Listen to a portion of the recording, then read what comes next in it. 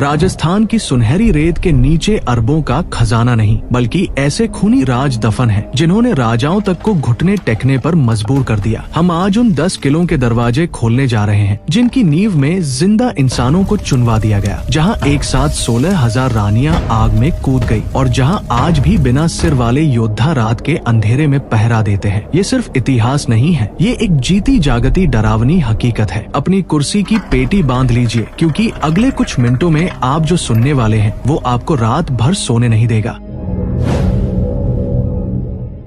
जयपुर के नाहरगढ़ किले की कहानी किसी फिल्मी हॉरर सीन जैसी नहीं, बल्कि एक हकीकत है जिसने एक राजा को भी घुटने टेकने पर मजबूर कर दिया। जब सवाई जय सिंह द्वितीय ने इस किले को बनाने का फैसला किया तो उन्हें लगा कि वे अपनी राजधानी की सुरक्षा कर रहे हैं, लेकिन असल में वे एक सोई हुई शैतानी ताकत को जगा रहे थे। ये जमीन नाहर सिंह भूमिया नाम के एक राजकुमार की थी, जिसकी आत्मा को अपनी इस जगह से इतना गहरा लगाव था कि मरने के बाद भी उसने इसे नहीं छोड़ा। सोचिए उस खौफनाक मंजर के बारे में। दिन भर सैकड़ों मजदूर पसीना बहाकर दीवारें खड़ी करते, लेकिन जैसे ही रात होती एक अदृश्य और भयानक शक्ति उन दीवारों को ताश के पत्तों की तरह बिखेर देती। सुबह मजदूरों को सिर्फ मलबा मिलता। ये कोई 1 या 2 दिन की बात नहीं थी, ये हफ्तों तक चलता रहा। मजदूरों के बीच दहशत फैल गई, कोई वहाँ काम करने को तैयार नहीं था। राजा को समझ आ गया कि उनका मुकाबला किसी इंसान से नहीं, बल्कि एक नाराज रूह से है। तांत्रिकों ने बताया कि नाहर सिंह की आत्मा को शांत करने के लिए उनकी पूजा करनी होगी। आखिरकार किले के अंदर उनका एक मंदिर बनवाया गया और किले का नाम सुदर्शनगढ़ से बदलकर नाहरगढ़ रखा गया। तब जाकर वो तबाही रुकी। लेकिन स्थानीय लोग आज भी कसम खाते हैं कि ठंडी और सुनसान रातों में वहाँ अचानक हवा का दबाव बदल जाता है, जैसे कोई अदृश्य शक्ति आपके ठीक बगल से गुजरी हो। ये किला सिर्फ पत्थरों का घेर नहीं, बल्कि एक जिद्दी आत्मा के गुस्से का सबूत है।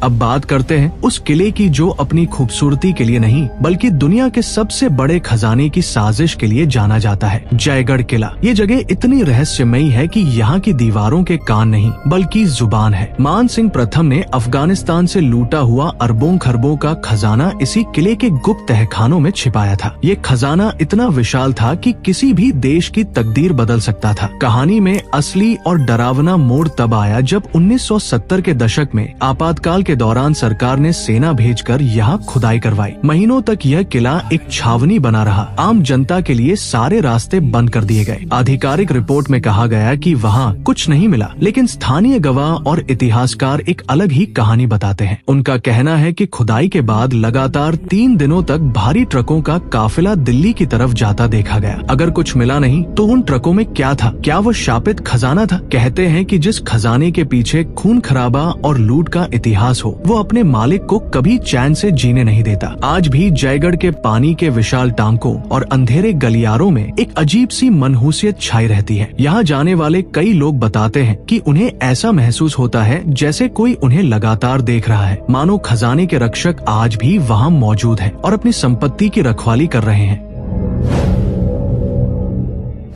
जोधपुर के मेहरानगढ़ किले को देखकर अगर आपको सिर्फ भव्यता दिखती है तो आप बहुत बड़ी गलतफहमी में हैं। इस किले की नींव में सीमेंट और पत्थर के साथ एक जिंदा इंसान की लाश और एक साधु का भयानक श्राप मिला हुआ है। जब राव जोधा ने इस विशाल पहाड़ी पर अपना किला बनाने का सोचा तो उन्होंने वहाँ तपस्या कर रहे साधु चिड़िया नाथ जी को जबरदस्ती वहाँ से भगा दिया। गुस्से से आग बबूला साधु ने चीखते हुए श्राप दिया, जाओ जोधा, जिस किले के लिए तुमने मेरा अपमान किया वहाँ के लोग हमेशा पानी की एक एक बूंद के लिए तरसेंगे। ये श्राप इतना शक्तिशाली था कि आज सदियों बाद भी जोधपुर पानी की कमी से जूझ रहा है। लेकिन कहानी का सबसे खौफनाक हिस्सा अभी बाकी है। इस श्राप को काटने के लिए राजा ने एक ऐसा कदम उठाया जिसे सुनकर आपकी रूह कांप जाएगी। राजा ने राजाराम मेघवाल नाम के एक व्यक्ति की नरबली दी। उन्हें मारा नहीं गया, बल्कि एक तय शुभ मुहूर्त पर उन्हें जिंदा ईंटों की दीवार में चुनवा दिया गया। कल्पना कीजिए उस इंसान की जो सांस ले रहा है, देख रहा है और धीरे धीरे उसके चारों तरफ अंधेरा छा रहा है, सिर्फ इसलिए ताकि एक राजा का महल खड़ा हो सके। मेहरानगढ़ की दीवारें आज भी उस बलिदान की गवाही देती है। कहते हैं कि राजाराम की आत्मा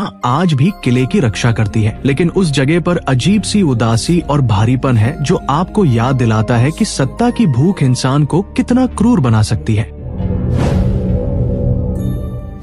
रेगिस्तान के बीच सोने की तरह चमकने वाला जैसलमेर का सोनार किला दूर से जितना सुंदर दिखता है, उसका इतिहास उतना ही खून से लथपथ है। ये किला झाई साके का गवाह है, एक ऐसी परंपरा जहाँ मौत को गुलामी से बेहतर माना जाता था। साका का मतलब है जब पुरुष केसरिया बाना पहनकर मरने मारने के लिए युद्ध के मैदान में कूद पड़ते हैं और महिलाएं अपनी पवित्रता बचाने के लिए आग के कुंड में कूदकर जौहर कर लेती हैं। अलाउद्दीन खिलजी के हमले के वक्त यहाँ जो हुआ वो किसी नग से कम नहीं था। 24,000 महिलाओं ने एक साथ आग में कूदकर अपनी जान दे दी थी। सोचिए, एक पूरा शहर जलते हुए मांस की गंध और औरतों की चीख पुकार से भर गया था। लेकिन सबसे डरावना था आधा साका, जब पुरुषों ने तो वीर गति प्राप्त की, लेकिन महिलाओं के पास जौहर करने के लिए वक्त ही नहीं बचा। अपनी इज्जत बचाने के लिए पुरुषों ने खुद अपनी तलवारों से अपनी ही पत्नियों और बेटियों का सिर धड़ से अलग कर दिया। इस किले की मिट्टी में इतना खून मिला है कि रात के सन्नाटे में यहाँ से गुजरना किसी चुनौती से कम नहीं। पर्यटक अक्सर बताते हैं कि रात के वक्त हवाओं की आवाज में औरतों के रोने और चिल्लाने की आवाजें सुनाई देती हैं। ये किला सिर्फ एक स्मारक नहीं बल्कि एक विशाल कब्रिस्तान है जहाँ हजारों बेगुनाह आत्माएं आज भी न्याय और शांति की तलाश में भटक रही हैं। जैसलमेर की खूबसूरती एक धोखा है जिसके पीछे गहरा दर्द छिपा है।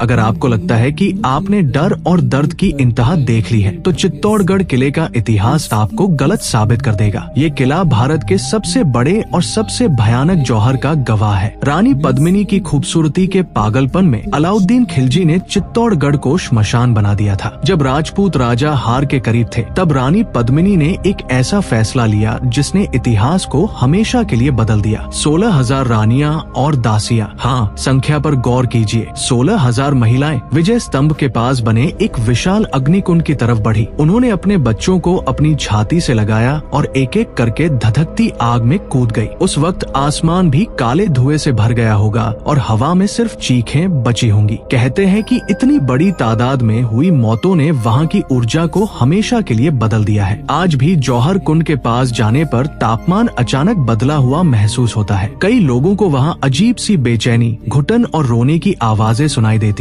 पैरानॉर्मल एक्सपर्ट्स का मानना है कि जिस जगह पर इतना दर्दनाक सामूहिक बलिदान हुआ हो, वहाँ की आत्माएं कभी शांत नहीं हो सकती। चित्तौड़गढ़ की दीवारें वीरता की कहानी सुनाती है, लेकिन रात होते ही वे दीवारें उस भयानक मंजर को फिर से दोहराती हुई लगती है। यह जगह आपको अंदर तक झकझोर देती है।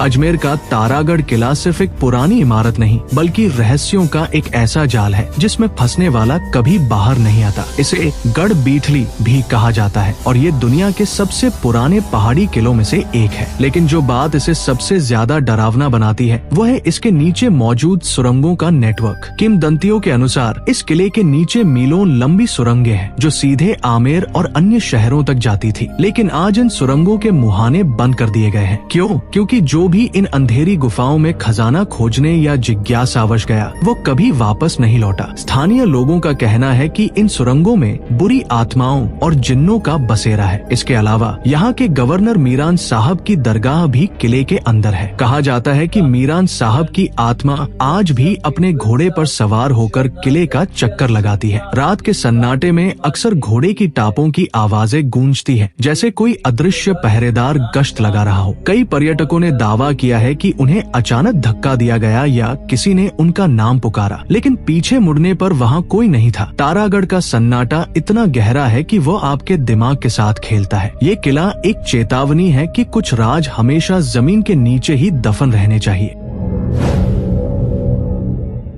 घने जंगलों और खूंखार बाघों के बीच छिपा रणथंभौर किला देखने में जितना रोमांचक लगता है, उसका अतीत उतना ही काला और डरावना है। ये किला वीरता का नहीं बल्कि धोखे और विश्वासघात का स्मारक है। 13वीं सदी में जब अलाउद्दीन खिलजी ने इस किले पर हमला किया तो वह इसे जीत नहीं पाया। उसने धोखे का सहारा लिया और राजा हमीर देव के अपने ही सेनापतियों को रिश्वत देकर अपनी तरफ मिला लिया। अपने ही लोगों की गद्दारी के कारण राजा को हार का सामना करना पड़ा। हार सामने सामने देखकर रानियों ने जल जौहर किया, यानी वे किले के पदमला तालाब में कूदकर डूब गई। कल्पना कीजिए उस दृश्य की जब एक के बाद एक रानियां पानी में समा रही होंगी। आज भी पदमला तालाब का पानी अजीब तरह से शांत रहता है, लेकिन उस शांति में एक डर छिपा है। कई लोगों ने दावा किया है कि उन्होंने धुंध में एक बिना सिर वाले योद्धा को घोड़े पर सवार देखा है। माना जाता है कि ये खुद राजा हमीर देव है या उनका कोई वफादार सैनिक जो आज भी गद्दारों की तलाश में भटक रहा है। जंगल की आवाजें और किले के खंडहर मिलकर एक ऐसा माहौल बनाते हैं जहां आपको हर पल लगता है कि कोई आपके पीछे चल रहा है। रणथंभौर की हवाओं में गद्दारी का वह दर्द आज भी महसूस किया जा सकता है।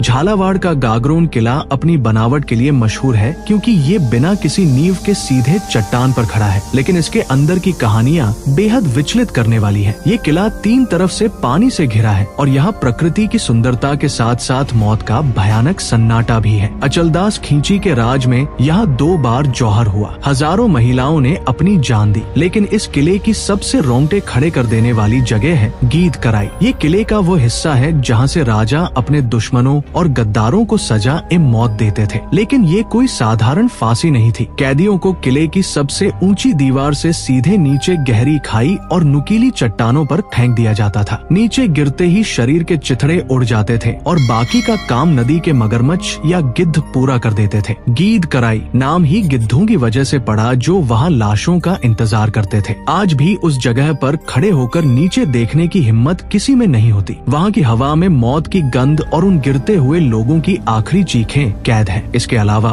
यहाँ के हीरामन तोते भी रहस्य का विषय हैं, जो इंसानों की बोली बोलते थे। गागरोन किला आपको याद दिलाता है कि पुराने जमाने में न्याय कितना क्रूर और दर्दनाक हो सकता था।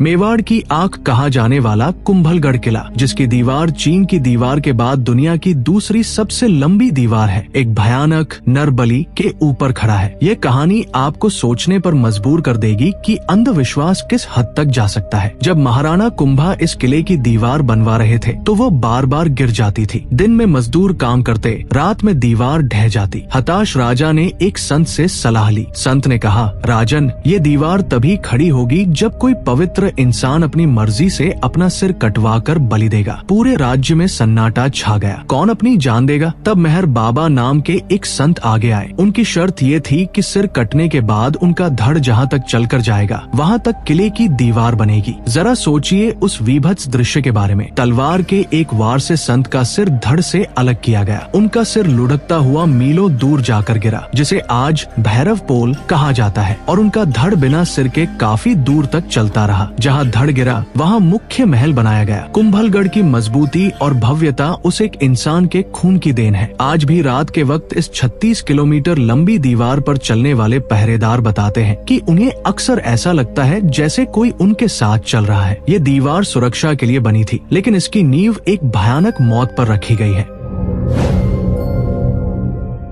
और अब दिल थाम कर बैठिए, क्योंकि हम बात करने जा रहे हैं उस जगह की जिसे भारत ही नहीं बल्कि पूरी दुनिया का मोस्ट हॉन्टेड यानी सबसे शापित स्थान माना जाता है, भानगढ़ का किला। ये जगह इतनी खतरनाक है कि भारत सरकार और पुरातत्व विभाग SI ने भी बोर्ड लगाकर चेतावनी दी है। सूर्यास्त के बाद और सूर्योदय से पहले यहाँ प्रवेश करना सख्त मना है। आखिर क्यों? कहानी शुरू होती है राजकुमारी रत्नावती की बेपना खूबसूरती और सिंधिया नाम के एक तांत्रिक की गंदी नीयत से। तांत्रिक राजकुमारी को पाना चाहता था, इसलिए उसने काले जादू का सहारा लिया। उसने राजकुमारी के तेल की शीशी पर वशीकरण मंत्र फूंक दिया, लेकिन राजकुमारी भी कम नहीं थी। उन्होंने वो तेल एक विशाल चट्टान पर फेंक दिया। काला जादू उल्टा पड़ गया। वह चट्टान लुढ़कते हुए तांत्रिक की तरफ बढ़ी और उसे कुचल दिया। अपनी आखिरी सांसों में मरते हुए तांत्रिक ने एक ऐसा भयानक श्राप दिया जिसने रातों रात पूरे शहर को श्मशान बना दिया। उसने कहा, इस किले का विनाश होगा और यहाँ कोई भी छत के नीचे जिंदा नहीं रह पाएगा। कुछ ही समय बाद एक युद्ध हुआ और पूरा भानगढ़ तबाह हो गया। आज भी ये श्राप कायम है। भानगढ़ के किसी भी घर पर छत नहीं है। जैसे ही कोई छत डालने की कोशिश करता है वो गिर जाती है और लोगों की मौत हो जाती है। रात होते ही यहाँ का माहौल पूरी तरह बदल जाता है। स्थानीय लोग बताते हैं कि खंडहरों से औरतों के रोने, चूड़ियों के खनकने और अजीबोगरीब चीखने की आवाजें आती है। यहाँ की हवा में एक अजीब सी गंध है जो आपको बेचैन कर देती है। है। भानगढ़ सिर्फ एक कहानी नहीं बल्कि एक चेतावनी है कि काले जादू और श्राप की ताकत क्या कर सकती है। यहाँ जाना मौत को दावत देने जैसा है। दर्शकों, वीडियो अच्छा लगा तो चैनल को सब्सक्राइब करना मत भूलना।